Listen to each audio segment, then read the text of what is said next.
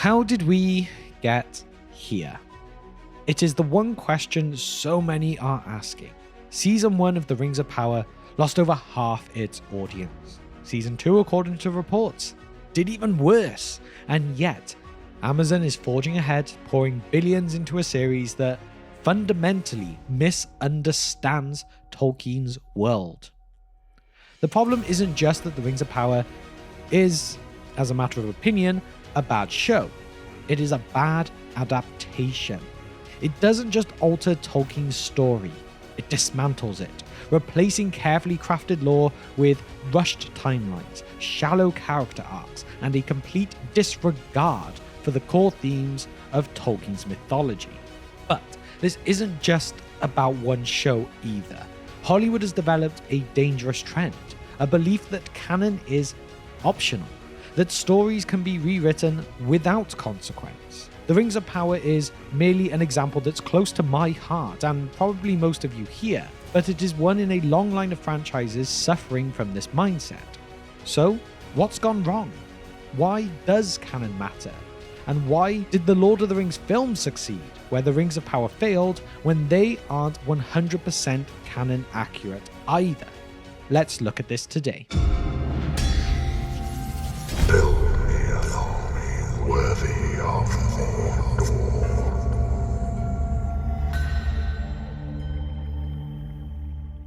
Cast it into the fire! Destroy it! So I sat down and thought I wanted to do something different. They've announced season 3, announced there's going to be a time jump, and something just doesn't sit right with me. J.R.R. Tolkien's works are unlike most fantasy stories. Middle-earth isn't just a setting, it's a fully realized secondary world with its own histories, languages, cultures. Every major event in The Lord of the Rings, the Silmarillion, they have deep historical significance, often tied to events thousands of years earlier. Ignoring these elements isn't just changing a few little details, it's dismantling the foundations of the entire story.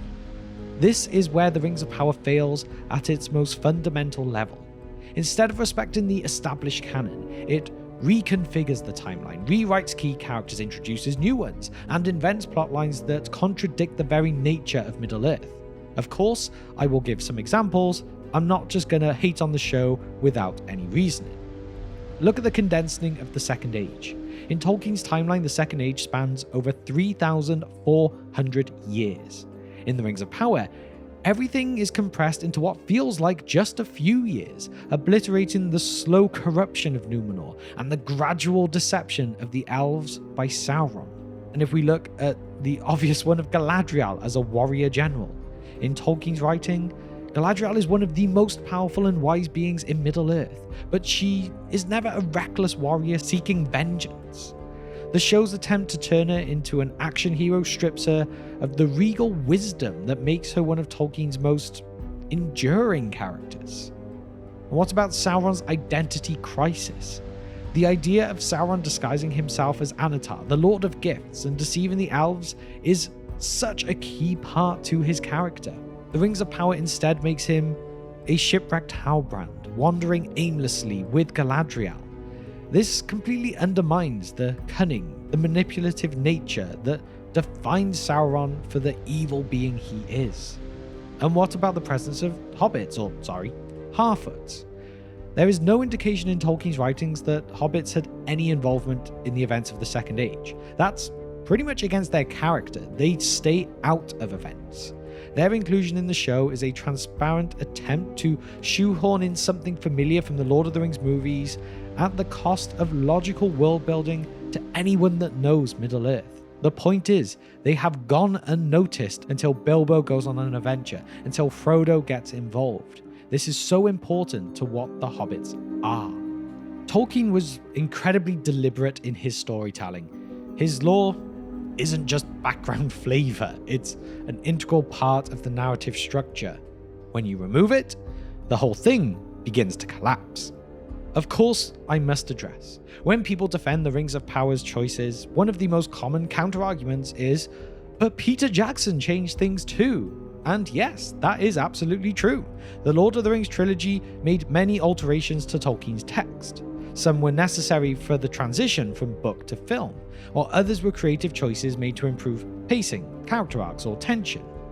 However, what separates Jackson's changes from those in the Rings of Power is a fundamental difference in intent, execution, and respect to the source material. Peter Jackson, Fran Walsh, and Philippa Boyens deeply understood Tolkien's themes, characters, and world. The changes they made were designed to preserve the spirit of the story, even if some details were altered. The main question they kept coming back to was, as filmmakers, as writers, we had no interest whatsoever in putting our junk, our baggage into these movies. We just thought we should take what Tolkien cared about clearly, we should take those and we should put them into the film. Here are a few notable changes and why they did work. If you think of Aragorn's hesitation to become king, if you don't know, in the books, Aragorn is fully prepared to take the throne of Gondor from the moment that we meet him, whereas in the films, he struggles with self-doubt, making his arc more dramatically engaging. This shift aligns with Tolkien's theme of destiny and reluctant heroism, while allowing the audience to grow alongside the character. And perhaps a more debatable one is Faramir's arc in the Two Towers. Book Faramir instantly resists the One Ring, there's no pull towards it at all for him, but the film version briefly has that consideration of taking it. While of course controversial, it changes the character. This change does add tension and makes his eventual rejection of the ring almost more powerful for the sake of a movie. Crucially, by the end, he still embodies the same wisdom and nobility Tolkien intended. And what about the elves at Helm's Deep? This was completely an invention, yet you could argue it does still respect the lore in spirit. It reinforced the alliance between elves and men, even if it wasn't a literal event in the books. Yes, okay, I will admit with this one, it does take away a bit from the men of Rohan, how they managed to dig in without any help. But there is so much talk about the fading of the elves, the alliance with men, and this is almost like their last stand before they leave. The key is that it added emotional weight without breaking Tolkien's established history. And of course, one that always comes up as well is the omission of Tom Bombadil, one who made it into the Rings of Power. Jackson knew that while Bombadil was important to Tolkien's world, he wouldn't translate well to the pacing of a cinematic epic. This was a practical adaptation choice, not a decision to fix what Tolkien wrote. And in fact, there's actually one more that I want to address, is when they were filming the Helm's Deep battle, Arwen was there with the elves, and later on, she was cut. They wanted to try and give her more of a moment, try and show that she wanted to fight alongside Aragorn, but this just didn't fit in the overall themes of what the Lord of the Rings was trying to tell. It didn't fit in with the story. And so they cut it. They weren't afraid to change their minds, realize that they had gone too far away from what they wanted to tell, and revert to an initial idea. After all, these changes, though not strictly canon, were made to enhance character development, maintain dramatic tension, and streamline storytelling, without violating Tolkien's core themes or moral framework. In contrast to all of this, the Rings of Power makes changes that are fundamental rewrites of Tolkien's world. Not to improve storytelling, but seemingly out of a desire to reshape it into something else. Some of the worst offenders for this include that transformation of Galadriel into a war-hardened commander. Instead of the wise, ethereal, enigmatic Lady of Lorien, we get an impulsive, angry warrior who bears little resemblance to the character Tolkien wrote. They've tried to adjust this slightly, it feels like, by the end of Season 2, and with this potential time jump into Season 3, she might suddenly become who she is meant to be, but we won't get the character development that really led her there. It will become all too sudden if this is the way they do it. So, not only is she out of place historically, she should be ruling in Lindon or Eregion, not hunting Sauron, but her characterization is stripped for all the qualities that really made her compelling. And then, of course, there's the timeline compression. Tolkien's Second Age, like I said earlier, spans thousands of years.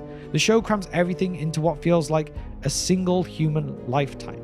And I can almost understand that for a certain point of view. If you're having to deal with timelines that involve elves and men, You're going to be losing so many men. They're going to be changing all the time to keep with that progression with the elves. I do understand this to a certain point, but it means that they almost picked the wrong story to tell if this is what they wanted to do. This isn't just a matter of pacing, it just destroys the historical context of Middle-earth. Numenor's slow descent into corruption, condensed. The gradual rise of Sauron as Anatar, skipped. The forging of the rings as a long, deceptive process, turned into a pretty much a rushed side plot. It's baffling to me. Then there's the creation of new characters at the expense of established ones. The showrunners have invented new characters like Arondir, Bronwyn, Halbrand, of course, who is Sauron, while sidelining canonically important characters like Celeborn and Círdan. If you want to tell new stories, fine, but why erase or diminish the ones that Tolkien actually wrote, the ones that gives you the perfect framework for stories to tell? Why just change all this? And something I've got to address as well is, and it's what many shows do these days, is try and change Sauron into a tragic, misunderstood anti-hero. Tolkien's Sauron is not a conflicted, brooding villain. He is the ultimate manipulator, a master deceiver. He knows what he wants. He wants the world in his image, and he will do whatever it takes to get there. Instead, the show portrays him as a misunderstood figure who almost wants to be good, an approach that fundamentally clashes with Tolkien's portrayal of evil as an active, insidious force. And with him goes the handling of the ring's forging. Tolkien's narrative makes it clear. The 3 elven rings were forged without Sauron's direct influence. In the show, Galadriel's decision to trust Halbrand or Sauron leads to their creation. This directly contradicts canon in one of the most important things possible in the history of Middle-earth with the forging of the rings. It directly contradicts canon, undermines the entire premise of how the Rings of Power function, and your show is called The Rings of Power. It baffles me. Whereas Jackson's films made adjustments to strengthen Tolkien's storytelling, The Rings of Power's changes seem to be based on the idea that Tolkien's story needs to be modernized, fixed, or completely rewritten. But I will take a moment as well to stop this just being a hit piece on The Rings of Power. That is not really the intent of what I wanted to do. I kind of just wanted to talk about why canon does matter. So while The Rings of Power is obviously this close to home one, we must have a very quick look at Hollywood in general and really see how overall there is a trend of ignoring established lore in favor of reinvention for reinvention's sake, or at least that's how it always comes across. Just over the past decade, we've seen a repeated pattern of franchises being mishandled by creatives who either misunderstand or actively disrespect the source material. There is potentially an argument that the standard of writers in Hollywood is nowhere near what it was 20 years ago or so, but that's an argument for another day. I mean, let's look at a few very quickly. An obvious one is Star Wars. The Disney sequel trilogy completely undermined what came before. Luke Skywalker's character, it turned him into a bitter hermit who abandoned the Jedi Order, something that was never even considerable before. The films just discarded established world building of the expanded universe, replacing it with vague, shallow storytelling. Instead of a meaningful continuation of Return of the Jedi, the sequels felt like a reboot disguised as a sequel, tearing down the old characters to prop up new ones. What about The Witcher, the Netflix adaptation? Despite having a fully written book series and successful video games as guides, The Witcher ignored major plotlines, altered characters, such as making Geralt a secondary figure in his own show, and fundamentally changed the lore. And the result of this? The showrunner admitted they didn't care about the source material, leading to, of course, Henry Cavill, the devoted fan who really wanted to make this project, leave it.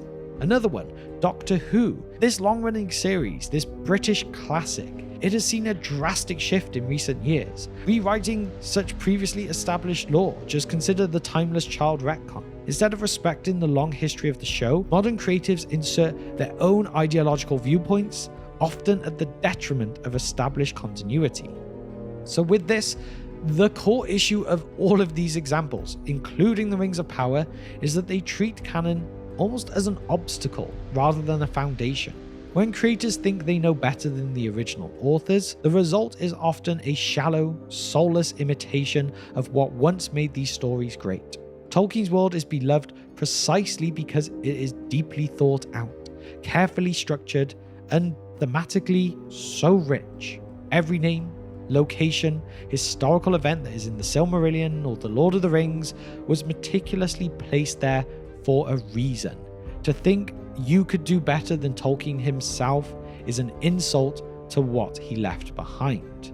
The moment you start treating it as a box of ideas to pick and choose from, rather than as a cohesive mythology, you dilute its impact. You make it worse, and you potentially ruin the possibility of maybe one day us actually getting another incredible adaptation. And so, there we have it. Canon isn't just about facts, it's about meaning.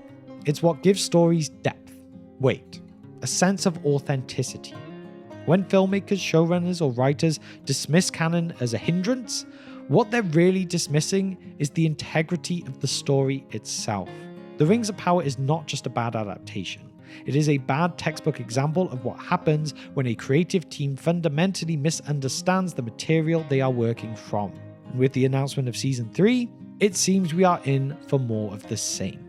Now, I know there are people out there who do like the show, and fair play to you. I'm not saying you cannot like it, but from my particular perspective, I feel like it's almost too far gone. If Season 3 does turn everything around with these time jumps, basically changes characters and tries to explain it away with events that happen in things we don't see, obviously that's going to be bad writing, but maybe they could make a standalone season that actually is more Tolkien after all. I'm never ever going to hold my breath on this with this show, but maybe it just gives the slightest possibility of this happening. Although, like I said, if history is any indicator, audiences will continue to reject shows and films that do not respect their source material, so the Rings of Power will very much struggle to maintain the viewership it has fallen down to, let alone not lose more and more as time goes on. Because, at the end of the day, Tolkien's words do not need fixing.